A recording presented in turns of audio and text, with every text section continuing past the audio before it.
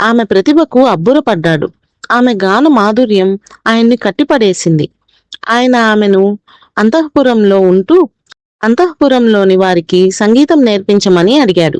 దానికి ఆమె సున్నితంగా తిరస్కరిస్తూ, ప్రభు, భగవద్దత్తంగా నాకు లభించిన ఈ విద్యను అందరికీ అందించాలనుకుంటున్నాను. అంతఃపురంలో బందీగా ఉండలేను. అక్కడున్న వారికి విద్య నేర్పించటం నాకిష్టం లేదు. విద్యలు అందరికీ అందాలనేది నా అభిప్రాయం. అందువల్ల నేను మీ కోరికను కాదంటున్నాను, మన్నించండి అనింది. రాజుకు కోపం ముంచుకొచ్చింది. ఆమెను బంధించే ఆలోచనకొచ్చాడు. ఇది గమనించిన మంత్రి, రాజా, శాంతించండి. ఆమెను గౌరవించి పంపడమే ప్రస్తుత కర్తవ్యం.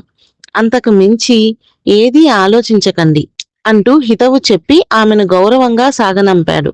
ఇలా కొంతకాలం గడిచింది. సువర్చల పేరు ప్రఖ్యాతలు రాజ సరిహద్దులు దాటాయి. సువర్చల గాన మాధుర్యం గురించి విన్న పొరుగు రాజ్యం కుంతలరాజు వినయసేనుడు ఆమె కచేరీ ఏర్పాటు చేయించుకొని విని తన్మయుడై, అమ్మా, మీరు మా రాజ్యంలో ఉండండి. అన్ని వసతులు కలగజేస్తాం. మా రాజ్యంలో బిడ్డలని మంచి గాయకులుగా తీర్చిదిద్దండి అని ఆమెను అభ్యర్థించాడు. అందుకు ఆమె సంతోషంగా అంగీకరించి ఆసక్తి కలిగిన వారికి సంగీతం నేర్పిస్తూ అనతి కాలంలోనే అసంఖ్యాకుల్ని గాయకులుగా చేసింది.